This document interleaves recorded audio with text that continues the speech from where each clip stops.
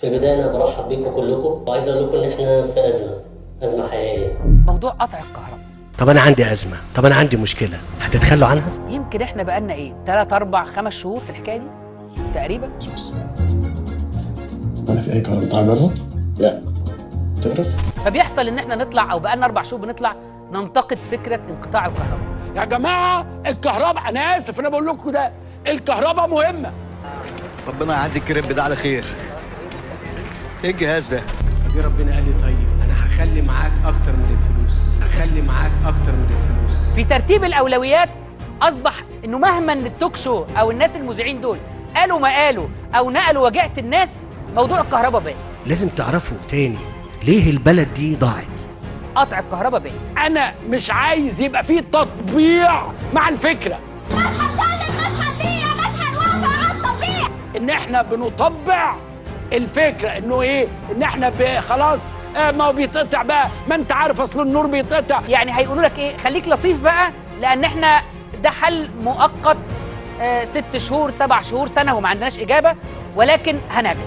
الطاقة رغم انها ازمة صحيح موجودة، لكن انا بتعامل مع المسائل او مع المشاكل عنها مسألة مطلوب حلها. أنا عارف إن إحنا بقالنا كتير ما قدرناش نتعامل نجاح. بس إيه المشكلة؟ ده لسه فشل 999 مرة ونجح في ال1000 عشان يخترع التكييف. لسه اخترع اللمبة مش يعني أسهل كمان. انا عايز اقول لك احنا تقريبا عندنا في حدود 300 مليون او 400 مليون لمبة في منازلنا يعني. لا بقول لحد يعني ده غير بقى لو قلت له في لمبتك. لا انا ما قلتلوش كده. بكره وبعده الناس هتعرف قيمه ما يفعله الرئيس عبد الفتاح السيسي. انا بس هحول اللمبة ديت في وقت قليل، من لمبة مستهلكة للطاقة إلى لمبة مش مستهلكة للطاقة. ما شاء الله، ايه النباهة دي؟ روح عند امك يا حبيبي. لكن نصيحتي للبيوت المصرية ولأي مكان إنتاجي أو خدمي بتقطع عنه الكهرباء ساعتين، تعامل مع الأمر باعتباره أمر واقع.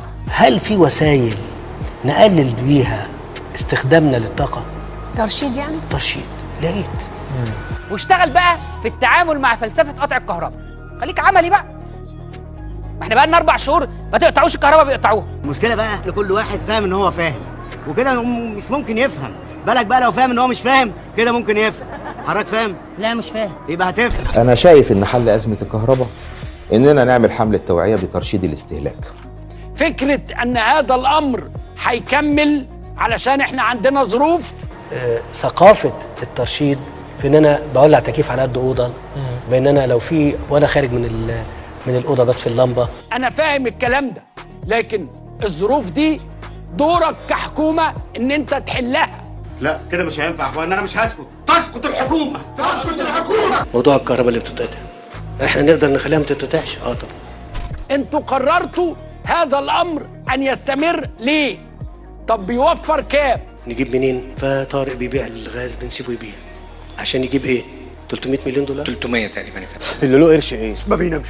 صح، ما بالك بقى باللي عليه. يعني مثلا قالوا لي، انا سالت يا جماعه انتوا بتوفروا كام في السنه بالساعتين دول؟ فقال له في حدود $1 مليار. المليارات عندي ملهاش قيمه بالمناسبه، اللي بيسمعني عارف الكلام ده. تسمح لي أبعثك يا إكسلانس؟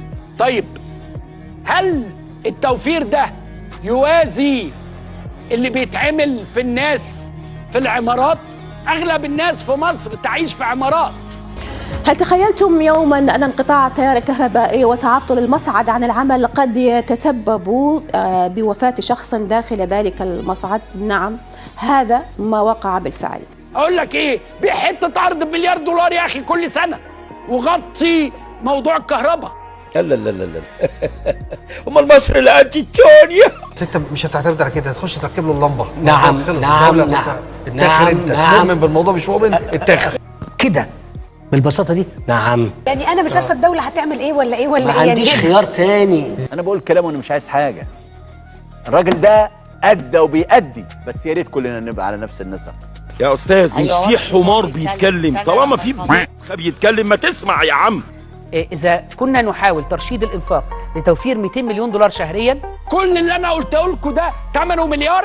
يعني انت مستعد تضحي بكل الحياة ديت والمصانع الصغيرة وحياة البشر وإنه مفيش مية والعيادات وغضب الناس، والرئيس ماشي بالبركه ومحدش ليه حق يشتكي. تضحي بده كله على مليار دولار؟ ده احنا في بلد المليار دولار دي يعني لطافة يعني. المليارات عندي ملهاش قيمه بالمناسبه. يا سيدي ربنا يزيد ويبارك. طيب مفروض مصر بتزيد، الديون والسلف اللي على الناس كل يوم في زياده، بركه. مفيش دولة في الدنيا بتعيش كده على طول. وحياة امك ورحمه المكسيك. يعني انا عن نفسي هنا هاجي كل يوم اطلع فيه اقول له الكهرباء ومش عايزينها تقطع، والحبتين اللي حضرتك مستأمني اقولهم عشان نبقى قدنا اللي علينا. طيب ودرجة الحرارة ال40 اللي جاية الاسبوع الجاي، هل ده يوازي ضجر وغضب الناس؟ بس لو بتسألني بيني وبينك كده والحكومة مش سامعانا، هي مطولة حبتين. دلوقتي خلاص النمرضة اشتغلت. يا على البني آدم ياه.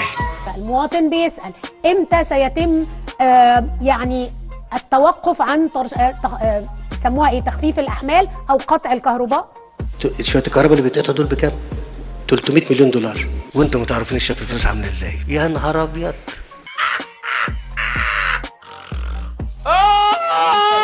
يا بلد، انا على فكره مش هعمل زي بقيه الناس اللي بتتكلم ما انت جات لك فلوس. لا انا عارف ومن الاول من زمان انا قايل لحضراتكم الفلوس دي رايحه فين. كل جنيه بنصرفه احنا مستلفين نصه. ومين اللي قرر؟ مين اللي خد القرار بالنيابه عننا انه لا لا لا انتوا نقطع عنكم الكهرباء، الكهرباء مش مهمه؟ مين اللي خد القرار ده؟ سالتني؟ مين يستحمل؟ احنا. ايوه احنا. احلى مسا على الرجاله، الدوله بيمسي عليكم. انا بقول لكم الكلام ده لان انا واضح قوي. يمكن يا دكتور مصطفى يقول لي انت ايه اللي خليك بتقول الكلام دوت؟ مش كده. اقول لا يا فندم اتفضل، ما هو مصارحه ومكاشفه وشيء طيب. ايهاب انا موقفه كده كتير. لا تعتمد. طب معلش. موضوع الكهرباء انا معلش بقول لكم معلومه، موضوع الكهرباء بيضايق الناس. خلاص انا اتأثرت. الاسعار بتضايق الناس بس مش زي الكهرباء. تخيل بقى. وعشان اكون نقلت كل الرسائل، لا اعتقد ان سيره الحكومه بتيجي باي خير في الساعتين اللي الكهرباء بتتقطع فيهم. انت متاكد من اللي انت بتقوله ده؟ وانت في حظك بقى، يعني لو الكهرباء قطعه في شبرا، انت عارف بتوع شبرا دمهم خفيف وكلامهم بيبقى يعني انتوا اكيد فاهمين، واحنا مش هنقدر نوضح اكتر من كده. شوف مني معامله بالزحمه. السؤال المهم، احنا مستمرين كده؟ انت حاطط البركه دي فين؟ لا لازم نشوفها، معلش لازم نشوفها، اصل شكلها كده البركه مش شغاله. افتح لي كده البركه واقفلها تاني يا بركه. لا مرتين وثلاثه واربعه وخمسه بقى كده. 5 بالحب. ومال يا اخوي؟ مستحمل.